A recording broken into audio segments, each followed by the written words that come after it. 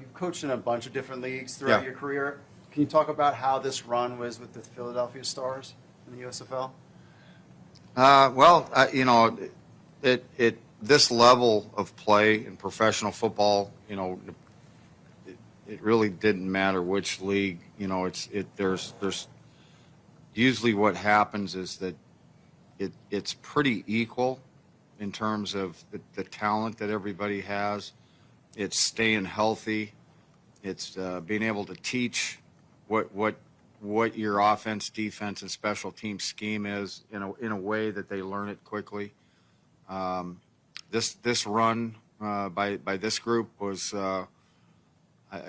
it's kind of what you expect. Is when you do this for a living, you expect professionals to act professionally, and you expect them to apply the things that you're doing and in the games. And this group did a tremendous job of that.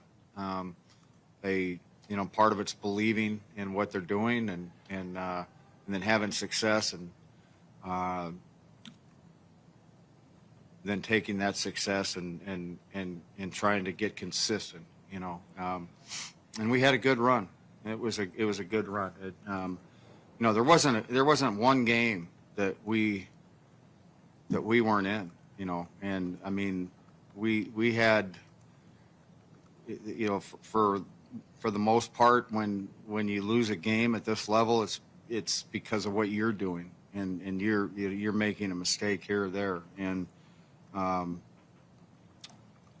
there was a little of that in a few plays tonight. The first time we played Birmingham, we get a punt block, or we try to block a punt in their end zone and get a roughing the punter. Never touched the ball until the last few seconds of the game. It was like 11-minute drive they put together. So those kind of things, and they overcame that, and that score really wasn't indicative of the game. And you look at all the teams in this league, and every one of the games could have went either way, and it comes down to a couple plays here or there. We try to teach our guys that one play can be the difference in a game, a season, or a career. You just don't know which play that is, so you work on the consistency and trying to get good, all the time. So. What is up, my friends, and welcome to another edition of the XFL Week in Review. I'm your host, Mark Perry, editor of XFL News Hub and your sports media guru. You just heard from Bart Andrews. That's right, Bart Andrews of the losing team, Philadelphia Stars, who we've kind of picked, at least in the beginning of the season, that they would do well. The guy who asked him the question at the press conference at the USFL Championship game in Canton, Ohio, was me. That's right. I was there. We had a lot of fun. We'll talk about that in a second. I just got back from that. That's why, of course, we had the holiday. We drove back. We were going to have a full video of the whole experience coming up on USFL News Hub YouTube channel. So you're going to check that out. But before we get into all of that stuff, let's talk about what's going on in the XFL world in particular. Oh, and also we're late. This is a Wednesday too. So got back into town on Monday. Tuesday, last night, went out with some friends to see the new Elvis movie, which was fantastic. I love cinema. I'm a big film buff. So if you want to check that one out, it was a really unique, different way it was a long movie, but it was still really good. Definitely gives you an insight into, Elvis's life and all that kind of stuff. So we did that last night, and then now we're here today. So I said, I'm always going to get the podcast in, but I might not be. Usually it'll be on Tuesday, but it was like half-price movie tickets. What do you want me to do? Half-price movie tickets with my friends. Anyway, if you want to be part of the show, podcast at XFL News Hub with your thoughts, or record a MP3 or video on your phone. We'll play it on next week's show. You can leave a voicemail, 888-430-7692, extension 3. Or you can leave us a review on Apple Podcasts. We'll read it on the show. Stitcher, Audible, Spotify, everywhere you can get podcasts. We are usually live, XFL Weekend Review live at 8 p.m. every Monday, YouTube, Facebook, Twitter, and Twitch. But, the holidays, we pushed it a couple days. Timeline, November 2022, XFL Draft, right around the corner. Not this weekend, next weekend. We have more player showcases, but then training camp begins January 9th, 2023, and then the league kicks off February 18th, 2023 as well. So we are back, my friends. Yes. So I'm going to talk more about my thoughts on the USFL season and all the other stuff on the Markcast this week. So this Friday, I'll be on the Markcast. So you're going to want to check that out there. But I got back. I had a great time. Just real quick, we went to the Flight 93 Memorial on our way through there, and then that was just a sombering, especially on July 4th weekend. That was the plane that went down and that, the 9/11. Yeah, all that stuff. And I'm from New York, and that still bothers me. I can't watch any 9/11 show. Somebody from my high school died in the Trade Center towers. And I think, and my friends were down there. I mean, just, that were in that area as well. They were fine, but, just that, I just can't deal with that. But we went there, and it was very, very somber, very cool place. Definitely said some prayers there. And then we have, then on a lighter note, made our way to Canton, Ohio. Love Canton, Ohio. Shout out to our Sparta Steakhouse friends there. I'll give them a shout out. Great steak joint. You want to check that out if you're in Canton, Ohio. So then we were there, and I didn't realize how close we were to the Rock and Roll Hall of Fame. So Saturday we went up to the Rock and Roll Hall of Fame. We're only an hour outside of Cleveland. Went there. Cleveland downtown is nice, man. Right near the stadium. Rock and Roll Hall of Fame is right there. I mean, there was a baseball game going on the water. It was very beautiful, very nice there. Cleveland rocks. It was a cool place. Rock and Roll Hall of Fame was awesome, which you'll see in the video if you go to USFL News Hub and like and subscribe that channel, because it'll be on there. And then we next day in the morning hit the Pro Football Hall of Fame, which was awesome. Again, that's in the video. Or if you followed along on social media on USFL News Hub, you got there. And then it was time for the game, and was able to sit in the press box and watch the game. And I'll get all into that stuff later and talk about some of that stuff on the Markcast. But it was a great experience. Always have a good relationship with all these leagues. And at the end of the day, I don't know, you people who hate this one and want the other. You're such a Neanderthal way of thinking. When in this country has this been either if you like one, you have to hate the other?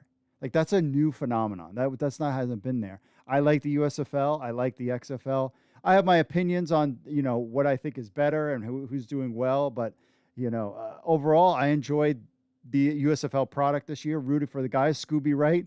There was another clip that I tried to download and it just wasn't downloading. So we met with the, it was the losing team, just Bart Andrews, and then it was the winning team, Victor Bolden Jr., MVP. Scooby Wright was there, who I'm a fan of. I have his NFT. And then Coach Skip Holtz was also there and got to ask some questions there. Then they went off and did their thing.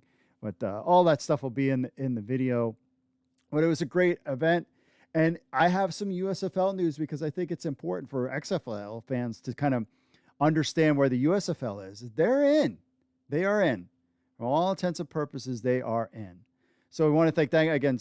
Met some fans out there. Shout out to, I think it's Tim with the New York Generals hat, was a fan of the podcast and everything. Met him and his wife. And I'll get into who else I met there a little bit later in the show. Yes, the alt football world was collided there, and it was all good. So I'll get into that later. But we have some XFL news because we got a little tip that there was a XFL executive talking about cities and coaches. And guess what?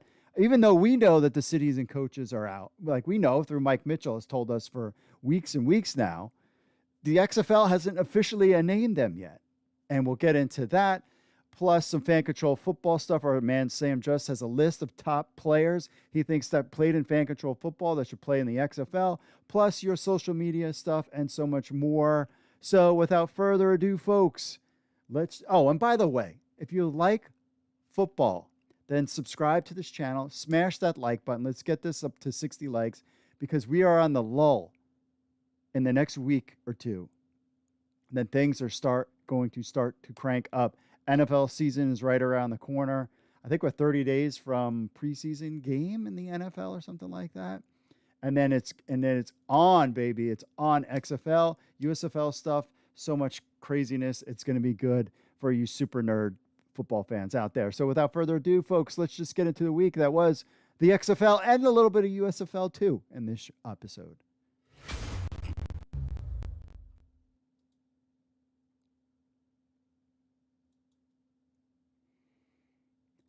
XFL Orlando DPP talks XFL City's expansion, Dallas Hub, player pay, and so much more.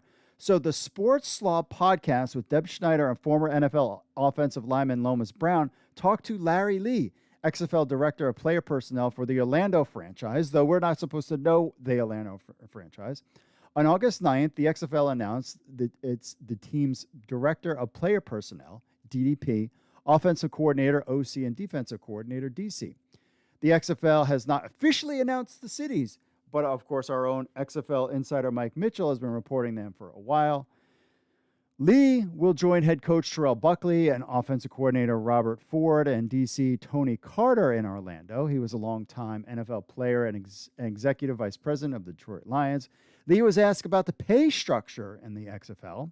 Like the 2.0 era, quarterbacks will make more money and be the central focus of the league. Quote, everybody's going to make the same money, but the quarterbacks will be different. We're going to be a quarterback-driven league. The quarterback is going to be central part of our league. All other positions will make the same amount of money, similar to what the 2.0 era was.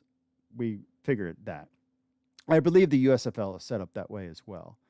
He was asked about the current player showcase. Right now, all teams' player personnel are looking at players for the league only, not for their specific team. So these guys are just checking things out to put players in the pool that they think are worthy, not necessarily players that are worthy just for their team. Quote, we all are scouting for the league. We're not scouting for our team. All 8 teams and the personnel people were scouting for the league. And once we do that, we're going to have a master list and we're going to only be able to draft from that list. Lee also talked about the XFL cities and their head coaches, something that the league has not officially released yet. Of course, our own Mike Mitchell has. So he talked about DC with Reggie Barlow, Orlando with Terrell Buckley, Houston will have Wade Phillips, San Antonio Hines Ward, Anthony Becht in St. Louis, Jim Haslett in Seattle. Dallas has Bob Stoops, and Las Vegas has Rod Woodson. Now, Lomas Brown then mentioned that 4 head coaches and 4 GMs are minorities, something the NFL has been criticized about for some time. Lee also mentioned his daughter, Danielle Lee, is the DTO for Wade Phillips in Houston. She was working for ESPN. That was like the director of team operations, I believe, is the DTO. He also talked about the Dallas XFL hub, where teams will be flying out to their home markets for games, unlike the USFL. Again, another thing that has not been officially announced that our own Mike Mitchell has been talking about. He said, quote, we do have the hub scenario. We're going to be in Dallas with the hub scenario, but we are flying out to all of our games. So we'll be flying out to Orlando for all of our home games, and then we'll go wherever on the road. So all of our games are going to be on the road this upcoming February. And I think that way you can start establishing some love with your fan base and people in your cities where the teams will be. He also says, if I remember correctly, St. Louis was one of the hottest markets with XFL 2.0, so there's going to be a team in St. Louis, and so we're going to be in Orlando, Terrell Buckley and I, and we're going to start establishing some love with our fan bases, and we're going to do some projects in those cities and that kind of thing, which is great. So cool. These guys, they are planning to just do what they did before. They're just going to, our home bases will be in Dallas, but Terrell Buckley, Mr. Lee will all be out and making, starting to connect with the fans in the local area. A criticism of the USFL's approach this year, where there's really no connection whatsoever to the local markets. The XFL is going to try to do that differently by flying the teams out there and also getting the franchises involved with the cities, which is great. The rub, so to speak, is that that's going to cost a lot of money, where the USFL didn't do that because they were trying to save money. battle of business models, my friends. Lee also talks about the potential return, something I have talked about, of the LA and New York XFL franchises. Quote, what I'm hearing, don't know this for a fact, but there's going to be expansion, and they just want to get it fine-tuned, and then we're going to expand. And so I can imagine maybe Los Angeles and New York coming back into the picture, close quote. So they're just trying to get everything fine-tuned, and then they are going to expand.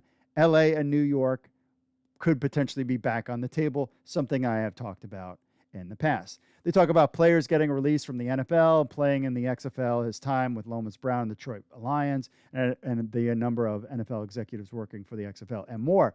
Here's the thing. So we posted this. This video had been out for a couple weeks, and no one knew about it. It had like 20 views. I think listener Max, or the Markcast, listens to.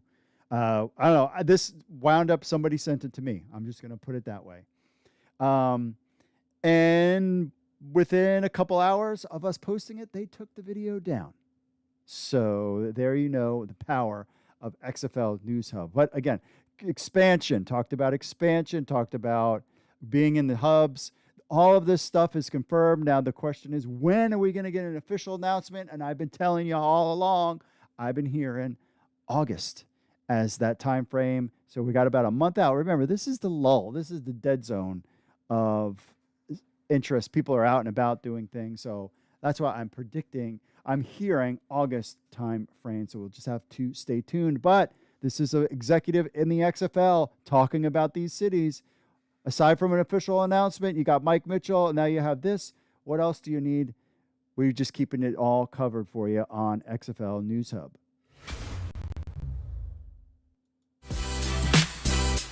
My vision for the XFL is to develop and embrace the technology and innovations that we'll have on and off the field. The game is changing, and all the different tools that are out there to help coaches evaluate players, be it an offensive lineman, be it a running back, be it a receiver, be it a DB.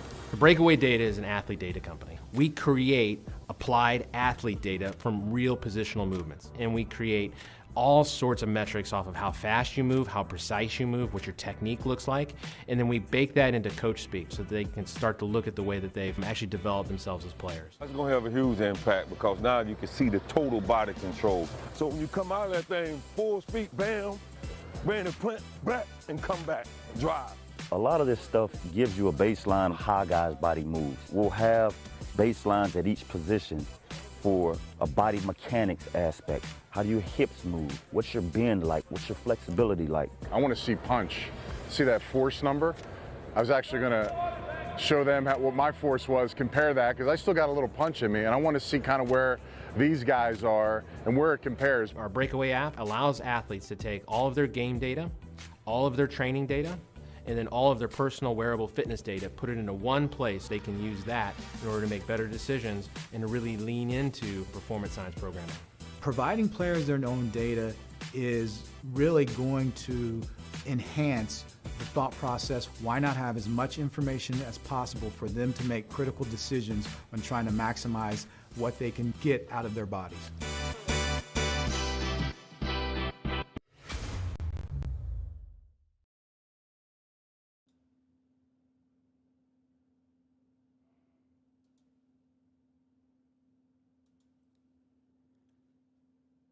RYU Apparel secures a contract with the NFL Alumni Academy. Will provide apparel for life coaching to the NFL and XFL talent pool. So RYU, a digital lifestyle brand and creator of award-winning urban athletic apparel that facilitates human movement, is pleased to announce that they have signed an agreement with the NFL Alumni Academy to supply technically high-performance apparel to the athletes, coaches of the Academy for 2022, following their inaugural success in 2021. The NFL Alumni Academy is an exclusive and elite training program that develops NFL-ready players while providing critical solutions for in-season injury replacement for the NFL. This season, the NFL Alumni Academy expects to train and place over 250 players on NFL and XFL teams. That is a lot more than it was last year. Both athletes and coaches will exclusively wear RYU's best-in-class performance apparel. All right, talk to The Rock about Under Armour, bros, when training and while on official academy business, such as media and public relations. Dean Dalton, executive director of the NFL Alumni Academy, commented after one season of partnering with RYU and their award-winning technological advanced products, we knew that we'd make sure we were back for 2022. Their powerful brand message of respect is perfect fit that we hold in high esteem at the Academy. As part of their agreement with the XFL, which is co-owned by Dwayne "The Rock" Johnson, the Academy will not only be training the aspiring players in football skills and performance, but also life skills. RYU couldn't be more excited for these incredible partnerships with the NFL Alumni Academy and XFL, delivering best-in-class apparel experiences, blah, blah, blah. We see this as pivotal partnership for our brand recognition, believe it will open up opportunities and relationships that have significant impact our bottom line, says Cesar Fazzari. Further, he says, beyond our physical products, I'm personally eager to work hand in hand with the players to offer key insights from my experiences. I have hopes that they would be inspired and informed about how they can best utilize their platforms for long-term success. I will be working with the players on building their brands, understanding financial markets, and even plugging into the Web3 world and much more. This is about more than simply getting name recognition for RYU. I see this as an opportunity to help budding entrepreneurs, and nothing is more exciting to me than that. Okay, so you're just going to like talk to them? What's that all about? RYU will be featuring products at this year's NFL Alumni Golf Tournament in Arizona, Detroit, Atlanta, Jacksonville, Las Vegas, Nashville, and Minneapolis. The NFL Alumni Chapter Golf Tournament serves as a qualifier for the Super Bowl of Golf, October 23rd, 24th, in Mission Hills Resort and Club in Palm Desert, California. Academy athletes and coaches engage co-branding social media, blah, blah, blah, social media campaigns. So you get the idea.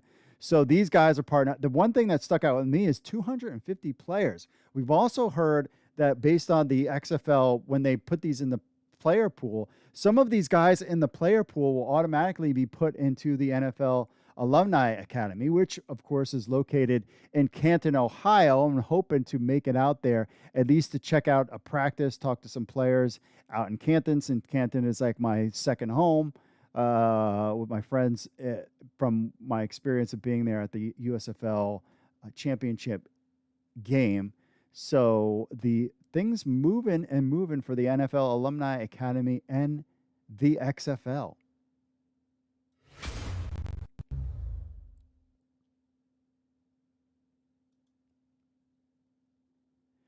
So the USFL is set to return for Season 2 and play games in home markets in 2023 and expand in 2024. So John Oren of Sports Business Journal recently talked to Fox Sports CEO and executive producer Eric Shanks. They discussed a second season for the USFL and teams playing in home markets in 2023. Quote, the league will continue to have its league office in Birmingham, where it has played all of its games this season.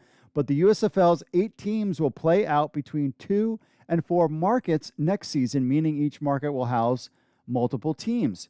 Eventually, the plan is for all teams to be in their home markets. Quote, we're talking with the cities now in terms of how many we're going to be in locally.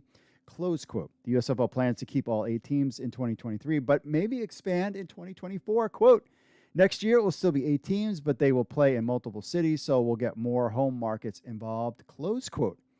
Now, getting more home markets is an excellent sign for the league, as none of the teams except for Birmingham had any home connection. The question is, will they play in hubs or do what the XFL plans and travel to home markets for games? Shanks also told Orion that the league plans on keeping the same schedule starting after the Masters and concluding on the July 4th weekend.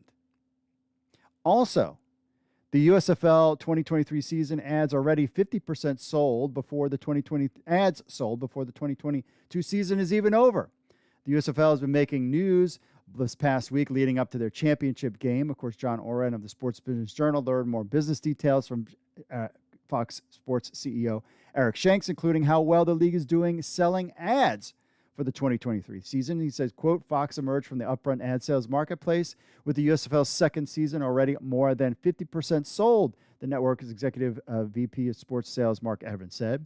We've been able to secure a significant portion of next year's inventory already in this year's upfront. He noted advertisers will be able to plan for it this year, have a ratings track they could study, and better see the long-term viability of the league, close quote. Now, this is a big change from 2022 USFL season. Marketers had already budgeted for other things, so they needed to shift money around when the USFL was announced in the fall. This time, they can already plan for the 2023 season, and Fox has already sold half before the season even finished. This is a huge thing for the league, despite the little dips in ratings. However, if you compare the league to other sports properties, it is doing well for its first season. Quote, look at the rights fees increase earned in last year for F1, NHL, EPL, MLS. The USFL is already in that class in terms of viewership, with room to grow as it gets into more markets. That's from Michael Mulvihill, talking about, he compares, the ratings for the USFL are just, or even just now, without any really home markets playing except for Birmingham, how that successful that is for them. This is just giving you an idea of anybody out there says that there is no appetite for spring football, has absolutely zero, knows what they're talking about. What makes the USFL unique is that Fox owns the property and can act as its own marketing something, saving them money. Quote, some of our more unique sponsorships were sold to Apple, which supplied iPads on the sidelines, and T-Mobile, which has its brand on headsets worn by coaches and players. Gatorade is all over the sidelines too, which is not a huge surprise given the brands has a ubiquitous presence on the sideline for most established leagues. So fans should be excited about season 2 coming in 2023.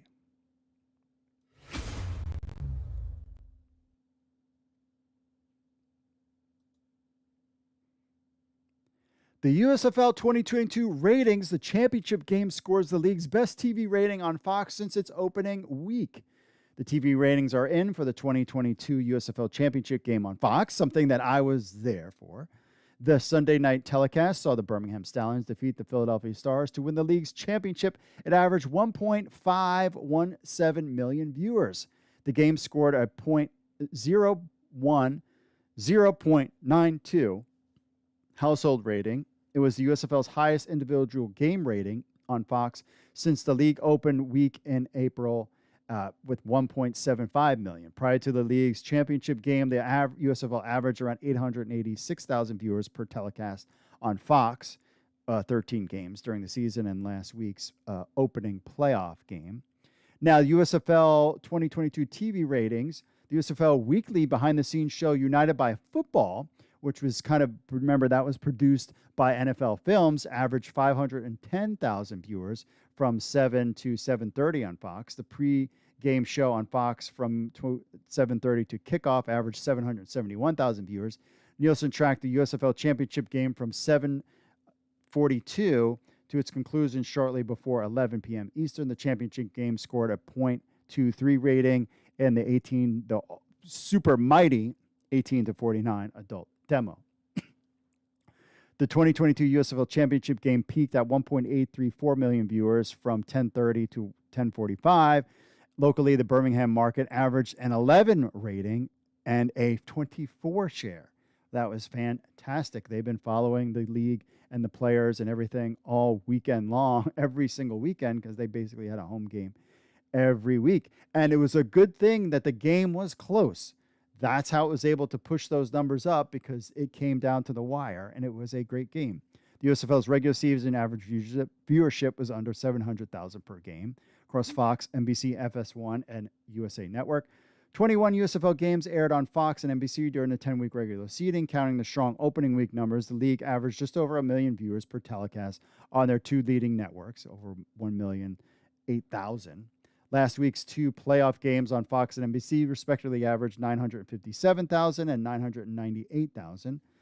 Fox Sunday's night's championship on Fox was the first USFL broadcast to average over 1 million viewers for a network telecast since Week 6 on NBC and Week 4 on Fox. As expected and reported on USFL News over for quite some time, the USFL will be back in 2023 for another season. Fox Sports is looking for funding up to $200 million to help move their teams into individual markets. Improving the league attendance and market ratings is top priority for USFL. For a full breakdown of the league and how they did Fox during this season, you can check out exclusive information provided by the site USFL Marketing Ratings. He's got links. To Mike Mitchell's got all this stuff. Still no word about how much people were in the stands. I was there. I would say they did mark off some areas. Not a lot. I would say definitely 12 to 15,000 fans in attendance was good. They can hold 23,000, but this, I would say the seats were basically almost 80%, if not more, full. And they had a great raucous crowd. USFL has completed phase 1, road to 2023, and phase 2 is definitely going to be fascinating. From our, not only Mike Mitchell says this, but I agree as well. And really what is going to happen, this lays the groundwork for the XFL. Then you have the XFL having their draft. You have a lot of these players might stick with the USFL. Most of them are going to stick with the USFL for season 2. We are going to, if you thought spring football was big this spring/summer, wait till you get a load of 2023. It is going to be off the charts, my friends.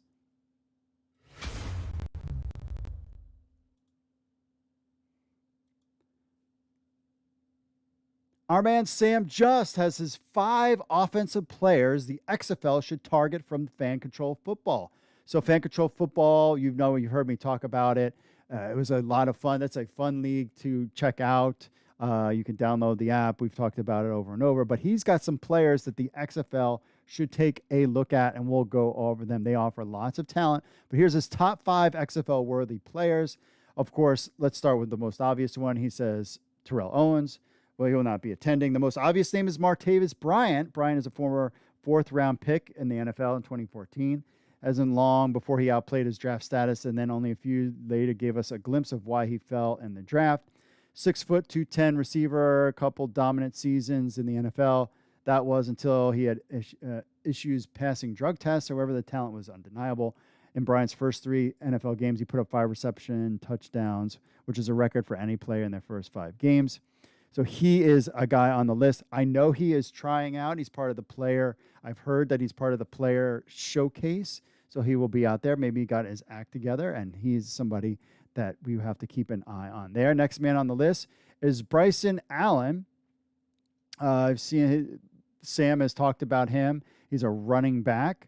The footstep is another recent FCF running back, Cavante Turpin of the USFL's New Jersey Generals.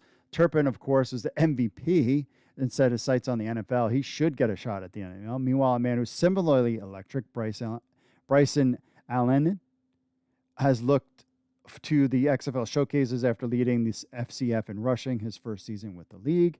That is number 2. Andrew Jamil, he is kind of compared to Wes Welker, Danny Amendola, and Julian Edelman, 5'10", 185. He's got hit with the dreaded small school bias when it came to the NFL and his draft stock. He is a guy that you should keep an eye on there. DeAndre Francis, solid quarterback play is a must. So when I heard Francis would be attending, I was certainly excited. No small school player coming out of college. He attended at Florida State from 2015 to 2018 before attending Hampton in 2019. Have similar backgrounds. Francis was a member of the Glacier Boys along with Jamel in season 1. Both players went on to the Spring League and returned to the Glacier Boys. Ultimately decided that was those guys there.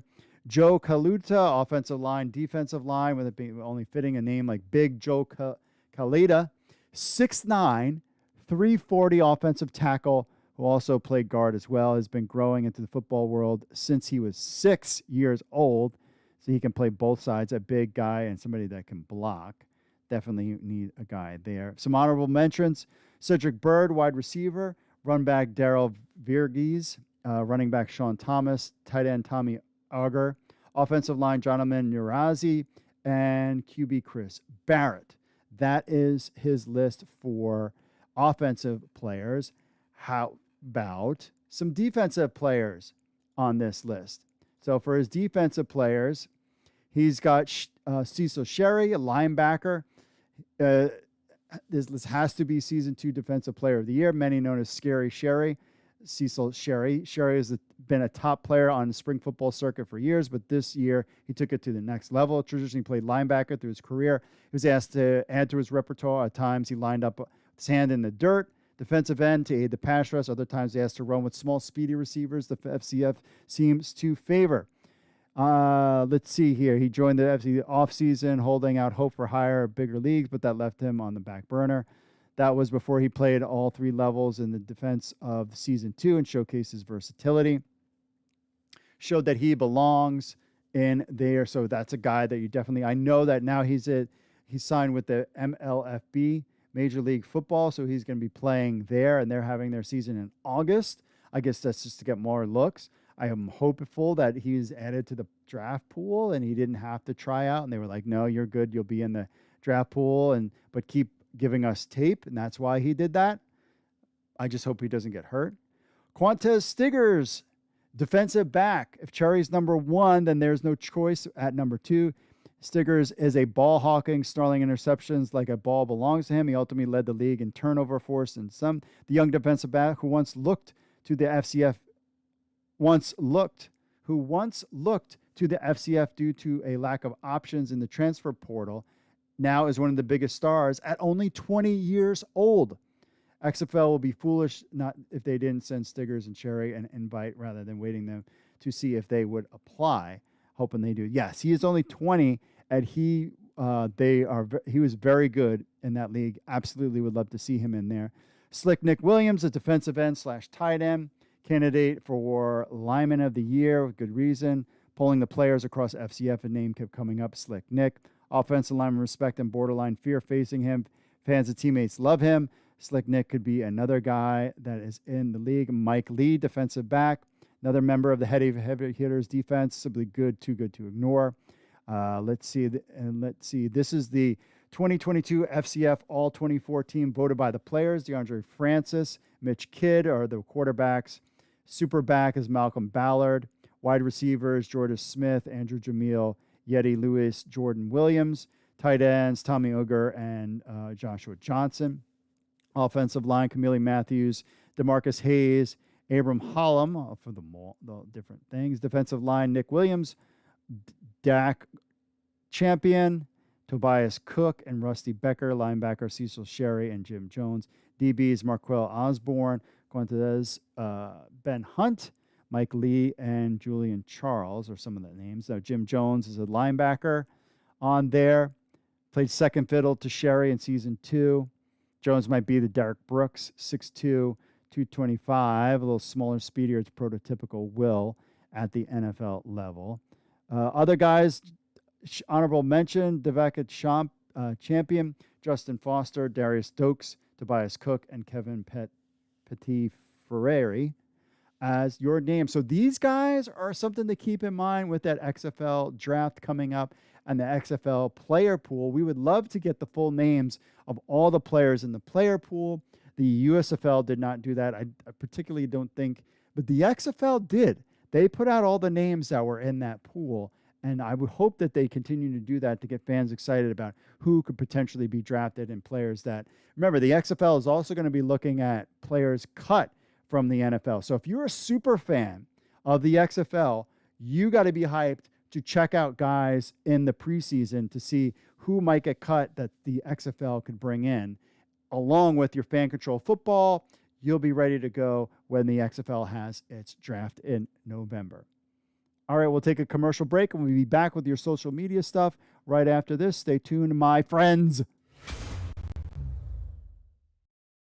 Well, if you are spoiler averse, look away. We have all 8 of your 2023 XFL cities per Orlando DPP Larry Lee. That's right, you heard that correctly. An Orlando XFL 2023 team. We have all 7 others. We're going to be breaking down all of the spoiled XFL cities on the show this week. Then we have Brock Heward, sideline reporter for USFL. Brock returning to the show, previewing the USFL championship game this weekend between the Birmingham Stallions and the Philadelphia Stars. We're also going to be talking USFL expansion into 2023. Multiple hubs, multiple cities. What are we looking at? I think in order to get that emotional attachment, you have to be able to touch it and feel it and get close to it. You had the chance to do that, right? You went down to Birmingham, you got a little see and a little feel for it. But I think in time, from just a market standpoint, You need those teams in those markets. You need a Scooby Wright walking the malls of Birmingham in the off season, right? Then Sam Shady Sports is going to be joining the show. Sam has lots of takes on the XFL spoiled cities. Plus, Sam has the master list of all of the XFL showcase players who we should be looking forward to seeing in the XFL in 2023. Sam has all the details. You have an owner that literally had to fight for his football life and ultimately was pushed out of a league. Ultimately, probably because leagues like this didn't exist at the time. So now he's an owner of a group. He gets to put on these showcases. He gets to go look for the diamonds in the rough, the guys that remind him of himself back in the day when he was playing football, and give them an opportunity. And then the Moj of the BC Lions is stopping by. We're talking BC Lions season, Nathan Warwick, all of that. This team this year, and I know it's early, 2 big wins to start the year, but this was kind of evident in training camp as well. This group, you hear it from all the players. This group has no egos. There's no, agendas for guys. This, for whatever reason, there's a real positive vibe around this team. And then Avery of Avery Sports Show is going to be stopping by the show to preview all of the CFL action headed into week 4, plus our big 2,000 subscriber giveaway. We're announcing all of the winners. I hope you enjoy.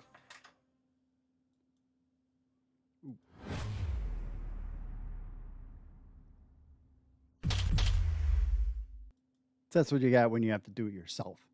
Messing up. What is up, my friends? We are back. Make sure you smash that like button. We got 14 likes. Really, guys? Guys, get with the program. Smash that like button. Take a second. Doesn't take a second. You flip it on your phone. Hit that like button. Help spread the word that this exists. Now people know that there's alternatives to than just the NFL. So let's check out our chat room real quick here. We got D. Tom America. Fall 2022-23 is going to be amazing. NFL season to XFL season to USFL season. Amen, brother. Amen. It's going to be crazy. It's going to be busy. The plan right now is for me to I'll bring back the USFL show. I was doing it back to back, just wasn't given enough love for each one. So I think I might stick with like an XFL show on Mondays and then a USFL show. But really this season doesn't kick in gear until basically you've gotten, once the draft starts, and then people will kind of start paying attention, except us kind of super nerd XFL people, just because, we're having all these announcements and this league kind of ramping back up again. That's kind of where we're kind of covering things. But we'll see. We'll see what the USFL schedule looks like and if it's any different than what we're used to. Jamie Q, so does these mean the season's going to start? What's going to be, honestly, I hope there will be play again soon because these USFL is nowhere near as good as what I've seen in the XFL last year. It was good. The problem with the USFL was that I think their training camp was short and their benches were short. They made adjustments during the season, and that's all you can ask for. Because as they're just trying to get through it. Hey, they got through the season. You can be like, I don't blah blah blah with the USFL, but remember, they finished the season, and as Brian Woods is like 3 for 3. When it comes to, he had 2 spring league seasons, I believe, during then the USFL went through, and now they're going into season 2. So we'll see what happens. Jose said, why is the XFL taking so long to officially announce the cities? I think it's just, I think they know, everybody knows this. You don't really want to announce anything big in June and July. This is a dead zone for crypto. This is a dead zone for stock market. This is a dead zone for everything. Like, everybody's out and about, vacation, missing podcasts to go watch the Elvis movie, for example, that kind of thing. And people aren't really paying attention that much. They will start to hone in. You got to think about it. I don't know about what your kids' school situation is like, but when August kicks in, sports are going to start up, colleges are going to get underway, and I think that's why we keep hearing that August time frame. And maybe they were waiting for the USFL to they had their run. Let them, respect their space a little bit. And now that it's over, remember, next week we've got the HBCU showcase. The Rock is going to probably be there with Deion Sanders. That's going to be a big thing there. And, that will definitely make some news. I think they're going to pull the trigger in beginning of August before the NFL season kind of really starts to kick in. So when fans are kind of connecting to football again. Palin said, did you visit the Pro Football Hall of Fame? Yes, I did. It was very cool. The Rock and Roll Hall of Fame was amazing.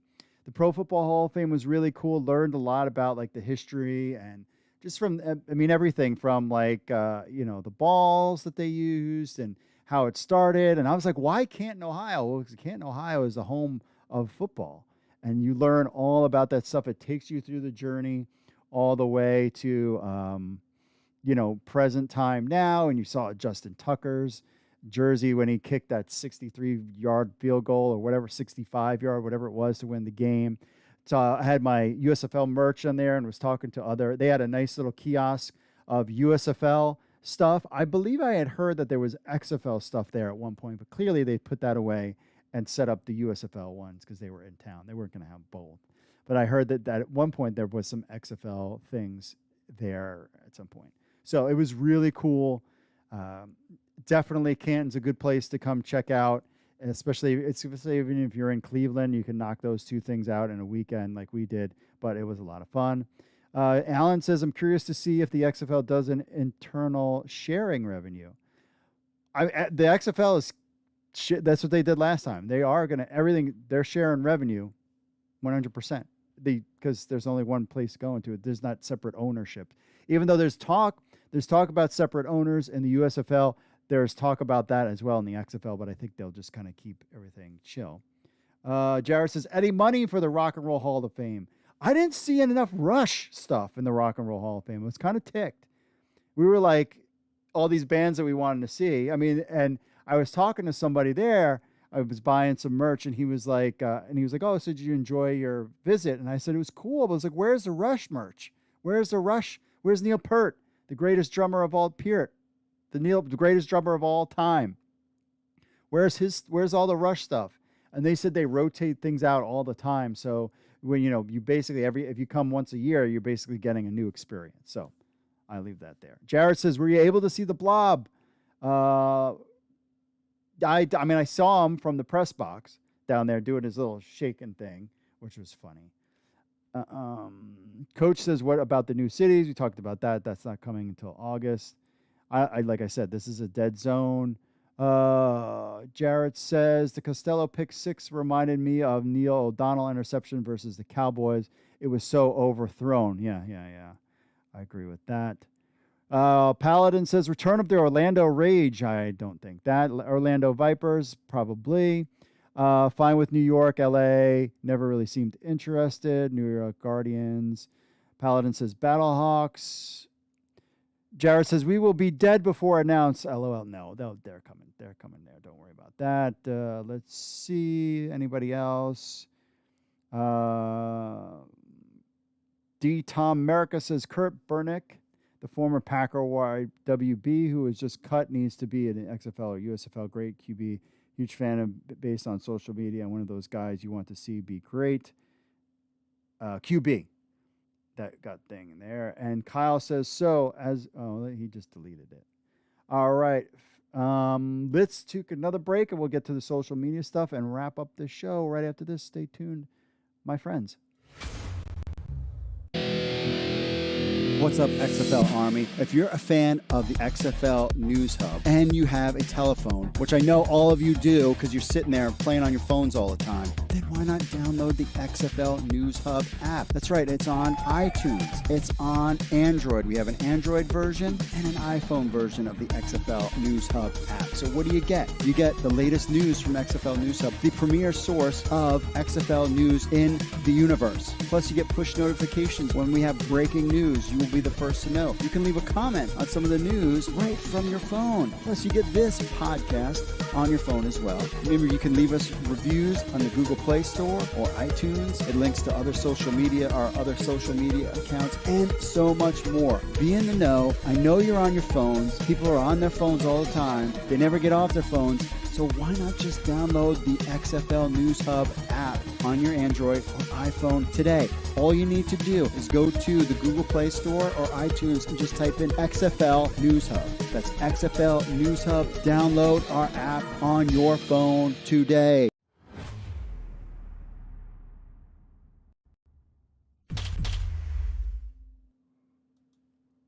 All right, my friends, let's get to the social media stuff. First up, you can't even see that. Did you watch the USFL championship game? Let us know in the chat. Robert and Michael both said yes. That is actually a picture that I had taken from the press box. So you kind of give an idea of, I mean, you could see the crowd. And there was still people coming in when I took this picture.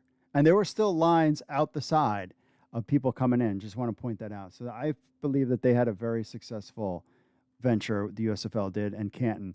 Will they come back to Canton, Ohio? I've heard, they're definitely thinking about it. I mean, it was a great stop. They are building a ton of stuff. There's a water park, a kids' indoor water park coming, a hotel that's going to be built right on the premises, and they are investing a ton of money. So the phase one was the stadium, and that's all built and looks good. There was executive suites in there. Some people were complaining about the elevators. I don't know.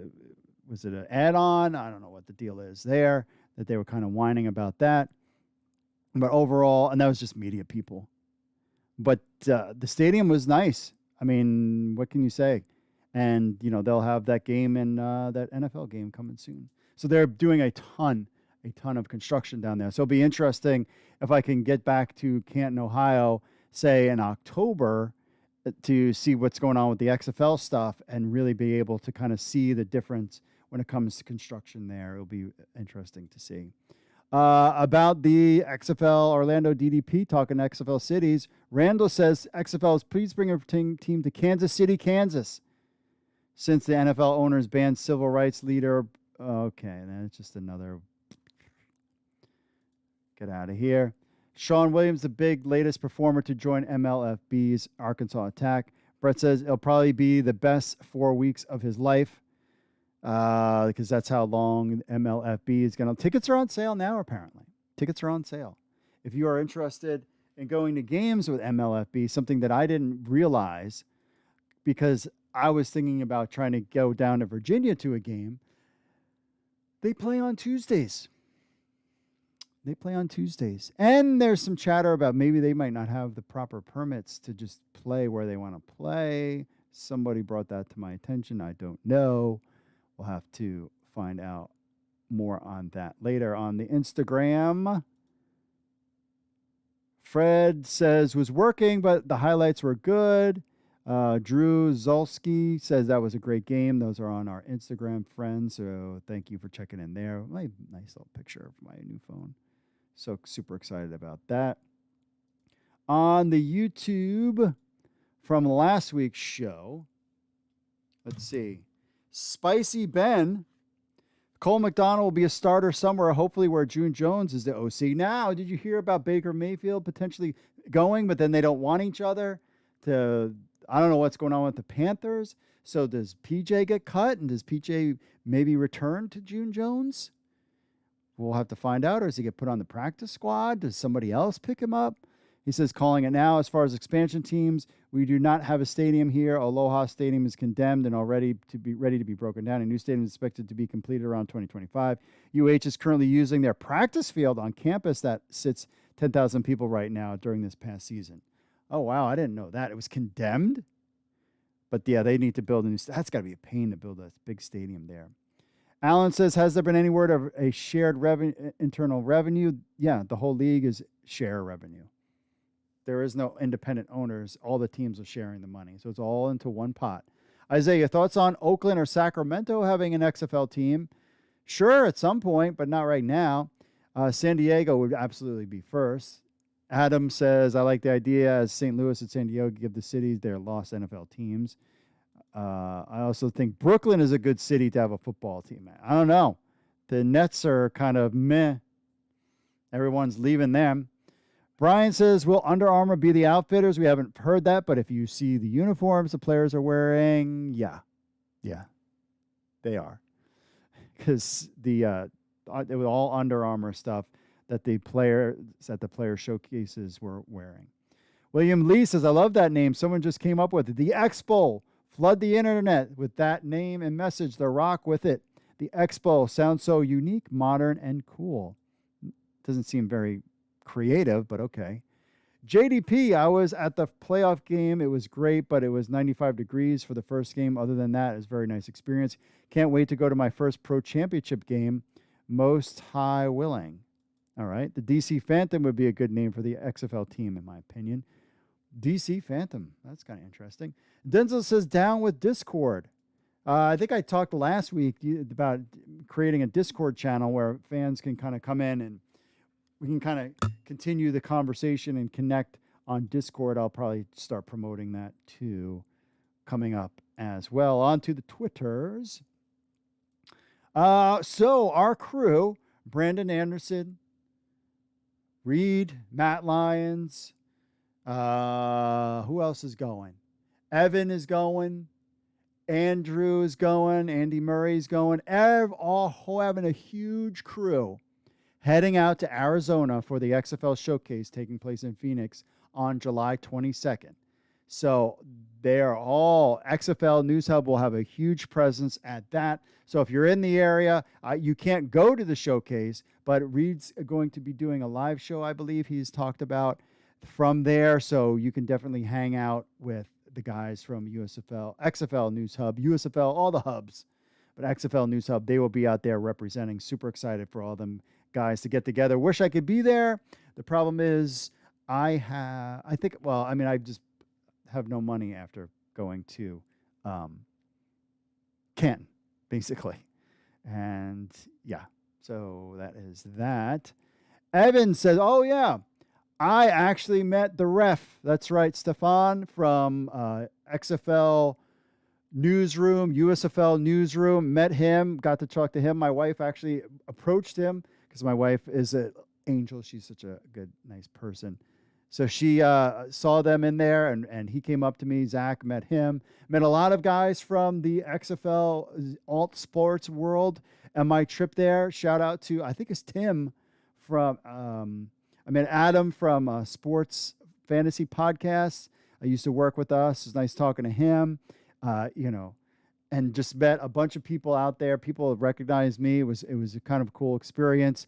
We're definitely going to be more in, and this is the thing. And this is what Evan said. This is what America needed of us getting together. It's like we're all for trying to promote these alt football leagues. And yeah, we're in competition, but we're also still like, this is just sports and it's fun at the end of the day. And competition makes us both better. And that's the bottom line there. So it's good to meet him. And, our world is small. And, and it was cool. So I appreciate the ref and Zach for coming up saying, getting the chit chat with those guys. That was cool. And yes, that made people stunned. And that's the thing. I don't hate anybody. This is just fun. Sports is supposed to be fun. And we, and it was all good. All good. At the end of the day, it's about the players and coaches and us promoting these leagues. That's the bottom line there. So about the USFL returning for season 2, Reed had said the thing will be interesting and expensive.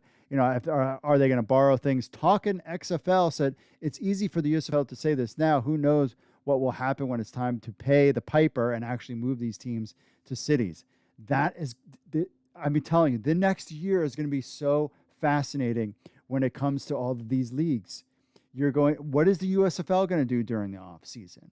I mean, what's the deal with their lawsuit? Remember that lawsuit at the beginning of the season? Is that going to clear things up? Are they going to be able to, really connect with the past? How are they? Maybe there's another innovative way that they're going to do home market games. I've always said you could play all of them in Birmingham, but just play one game in those local markets, and that's it.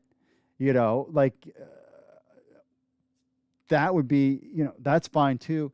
The rumor out there, and actually was one of the coaches had said, is that maybe Philadelphia would be a second hub. Remember, Woods has done this before with the Spring League. They had 2 locations. But then again, having 8 weeks and 4 teams playing each other week after week after week and not having any kind of crossover, I think would be a bad move if they did it that way. But we'll see how that transpires. But it is going to be fascinating craziness. And we went from nothing. Everything was shut down. We had the AAF, the XFL come in. What happened. Then all of a sudden, everything was done. We kept the lights on, kept pushing just to see what would happen. Then The Rock buys it, and then there's the CFL chatter. And that was a whole big thing. And then everybody in Canada was like, oh, screw you guys, screw Americans. But we still cover the CFL anyway. And then you have, by the way, have you seen the ratings for the ESPN games, ESPN2 games are up? They were not up before, but they are up now. I would like to think that the Markcast and CFL News Hub might have something to do with that, bringing in American audiences to watch the CFL like never before, even though that the CFL media, some of them are xenophobes, which is people who hate people from other countries. And they're pretty, some of them are very open about that. They just don't admit it. But when they talk, that's what it screams to me. And some fans too. They're like, our game is great and it's Canada only. We don't want you to watch it, but it's awesome. But we don't want you to watch it. But we're covering it anyway because we don't care. Don't care about the little troll losers out there. But their ratings were up. That's a big thing for the CFL as well. If they showing stronger and stronger ratings, will they get different spots when it comes on ESPN? And we're here promoting all the leagues. So there you have it. And Reed's supposed to have a special guest on the Markcast coming up in a week or two. So you have to tune in for that. Very special CFL guest on there. Anyway, on to the emailers real quick before we wrap up the show. Hey, Mark, I noticed Under Armour did the shirts for the XFL Showcase. Is it both sides have agreed on a deal? I would be stunned if they didn't have a deal. I'd be stunned if they didn't have a deal going. But yeah, I noticed that too. Tim says, just wanted to show you a picture of my Battle Hawk socks my lovely wife gave me for Father's Day. My dog Groot is guarding them. I will not put them on until game day. Oh, he's got the old school picture. Oh, there's his Battle Hawk socks. Old school pictures of the Rams. Going old school. Also, I wrote a note about the old plaque at the Dome in St. Louis. I will admit I am a super football fan. Enclosed is a photo of my Rams fan van. Oh, that was your van. I attached a taxidermy Mouflon sheep head on the front of the van that shot out high pressure. Smoke from the nose and a 300-pound bottle attached to the rear air horn on top that made the noise. I also had a beer tap on the side. What do you think about a battle bus with a giant hawk that shoots smoke out of its beak and a giant air-powered screech? Love it. Love it. It says also that's him at the Super Bowl in Atlanta on the left. That's the game that won on the goal line with the Mike Jones tackle 99. Can't wait for the team announcements. I need to get my tailgate ready. You have to come to a Battlehawks game and see for yourself if St. Louis is a football town. God bless my friend Tim. And let's see if we can show. Can we show this picture? No, see where you got him and his picture there. And then check out his van with the thing shooting stuff out. And there's Groot. I am Groot with his Battlehawk socks. They're very cool. This is what I was thinking. I was discussing this amongst friends at the on our trip there, because part of this trip to the USFL was kind of like see what's out there, see what's available, see how we would do things, what we would want to do. And one of the things I had thought about, what we had talked about, and I'm going to pass this on to the guys too, is instead of like us setting up shop at a tailgate where we're unfamiliar with where it is, or set up shop at a bar, which we could do that. What I was kind of thinking was for game days, if we traveled, was we would do a Friday night at a bar somewhere just to get together. Like, hey, this is where we're going to be. Come say hi, shake hands, and meet. But at the tail, like on a Friday or Saturday, whatever it is, depending on, probably on a Saturday, like before the game or something like that. But then on Sunday, instead of us setting up a tailgate, we would bring us to your tailgate. So whether we have, who knows how we would do it. But the idea was that, like, for example, Tim here has got the van. He's like, I got the van set up. I've got the thing going on. You do your show from my tailgate. And I'll be like, cool, let's do it. And then we go out there, we meet up, and we do it at a fan's tailgate instead of like our own. It's kind of like an idea we were just kind of throwing out there. But we are going to definitely have fun with this stuff. I mean, and just like the championship game, would love to, all of us at the XFL News Hub, to be at the championship game, maybe do like a question and answer thing. It would just be super fun to do kind of those kind of things as we get closer, because we already have a lot of fans I mean, during the USFL game, the XFL site was crushing it, was doing great. And just think when this thing cranks up and turns on the lights, it's going to be big. It's going to be big. And I think a lot of the guys, you know, Matt Nagashima, you know, Mike Mitchell, Jay Noakes. I mean, these guys were all around for the first iteration, but there's a lot of new guys that when they see when this sucker turns, it's lights on and we have games. Remember, the USFL was getting 1 million. The XFL was getting like 2 million viewers. And there's just so much interest. And then you have probably one of the best marketers out there, social media guys in The Rock, pumping this league. It's going to be quite a ride this first year. Super excited. Finally, Mark, as always, fan of the show, I have to say I'm not happy with the pace of city announcements and their nicknames. I believe you had some great ideas on the subject, but they are dragging their feet. There should be a minimum date announced ASAP on naming of the cities and hype the hell out of it. February is not that far away. Thanks, Mark. Battlehawk Jim, South St. Louis, checking in. Thanks, Jim. God bless to you, my friend. I think you're right, but I think this is part of the plan, and you're right. Don't just announce it on ESPN. Tease, hype, all this stuff, but do you really need to do it? Because it's kind of already out there. So it might just be the cities. Maybe they're trying to coordinate stuff in those cities. You know, maybe deals aren't signed yet. I had heard that in the XFL 2.0 era, one of the criticisms of Oliver Luck, supposedly, I don't know how true this was that they didn't have things signed yet, and he just announced the teams in the city, the stadiums, without actually things being officially signed yet, and that kind of caused a panic to inside the league at that one point or another, that kind of stuff. So that's something that I had heard as well. Let's see here. Kyle says, thanks for following. Just good football. Let's see. Deemed American names I would love to see for the XFL: Dallas Renegades, San Antonio Defenders. Why would you take my Defenders name, San Antonio? Orlando Alligators, Seattle Samurai. The Seattle doesn't need to change their name. Houston Oil Rigs. No. DC Phantoms. DC Phantoms, not bad. Northeast Guardians, St. Louis Battlehawks would be his name. Kyle says, north of the border, listening. Let's go. Spring football, XFL. We have been waiting for 20 years. Let's go. Yeah, that's what I'm talking about. Make sure smash. Somebody smash the like button. We're at 19 likes. Let's get 60 for the show, but at least we can end the show at 20. So smash that like button. Let's end it out here, my friends. All right, remember, if you want to be part of the show, email podcast@XFL News Hub with your thoughts, or record an MP3 or video on your phone. We'll play it on next week's show. Leave a voicemail, 888-430-7692, extension 3. Stitcher, Audible, Player FM, blah, blah, blah. Leave us a review on Apple Podcasts. We're reading on the show. And we are live, XFL Weekend Review, live at 8 p.m. Eastern every Monday as there. And thank you to the kind soul who smashed the like button to get us to 20.